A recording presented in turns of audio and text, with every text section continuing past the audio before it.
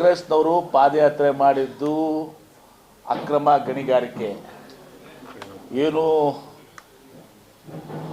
ಈಗಿನ ಬಿಜೆಪಿ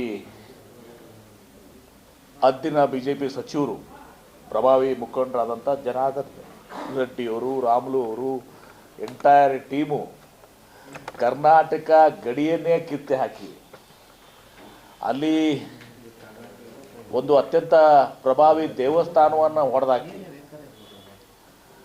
ತಮ್ಮ ದುರಾಸೆಗಾಗಿ ಇವತ್ತು ಒಂದು ಅಲ್ಲಿ ರಿಪಬ್ಲಿಕ್ ಆಫ್ ಬಳ್ಳಾರಿ ಮಾಡಿ ಎಲ್ಲ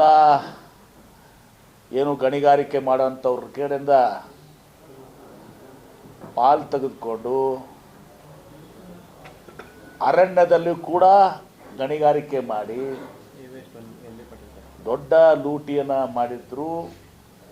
ಅದು ವಿಶ್ವವಿಖ್ಯಾತ ಲೂಟಿ, ಅದು ವರ್ಲ್ಡ್ಸ್ ಗ್ರೇಟೆಸ್ಟ್ ಲೂಟ್.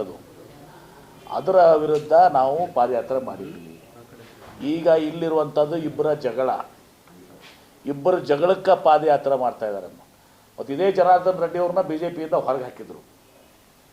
ಈಗ ಮತ್ತೆ ಯಾಕೆ ಇವ್ರಿಗೆ ಹತ್ರ ಆದರೂ ಏನೋ ಅವ್ರಿಗಿಂದ ಪಾರ್ಟಿ ಫಂಡ್ ಬೇಕಾಗಿದೆಯಾ, ಏನು ಬೇಕಾಗಿದೆ ಗೊತ್ತಿಲ್ಲ, ಆ ಗಣಿಗಾರಿಕೆ ಇದರಲ್ಲಿ ಪಾಲು ಬೇಕಾಗಿದೆ ಗೊತ್ತಿಲ್ಲ, ಮತ್ತೆ ಈಗ ಅವ್ರ ಜೊತೆ ಕೈಗೂಡಿಸಿದಾರೆ.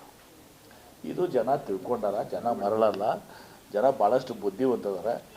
ಹೀಗಾಗಿ ಜನ ಇಂಥ ನಾಟಕಕ್ಕೆ ಕಿವಿಗೊಡೋದಲ್ಲ. ಮತ್ತು ಬೇಕಾದಂಥ ಇಶ್ಯೂಗಳಿದಾವೆ, ಅದರ ವಿರುದ್ಧ ಹೋರಾಟ ಮಾಡಲಿಕ್ಕೆ ಬಿಟ್ಕೊಂಡು ಇದನ್ನು ಇಬ್ಬರು ಜಗಳ ತಂದು ಹೋರಾಟ ಮಾಡೋದು ಇದನ್ನು ಜನ ಅರ್ಥ ಮಾಡ್ಕೋತಾರೆ. Thank you. ಓಕೆ,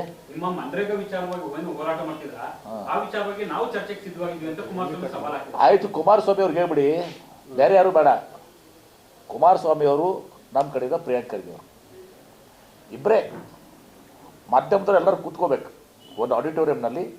ಕುಮಾರಸ್ವಾಮಿ ಅವರು ಮತ್ತು ಬೇರೆ ಬೇಕಾಗಿಲ್ಲ, ಪ್ರಿಯಾಂಕ್ ಖರ್ಗೆ ಅವರು ಇಬ್ಬರೇ ಒಂದು ಆಡಿಟೋರಿಯಂನಾಗ ಎಲ್ಲ ಮಾಧ್ಯಮದವರು, ರಾಷ್ಟ್ರೀಯ ಮಾಧ್ಯಮದವರು, ರಾಜ್ಯ ಮಾಧ್ಯಮದವರು ಎಲ್ಲರೂ ಇರಬೇಕು.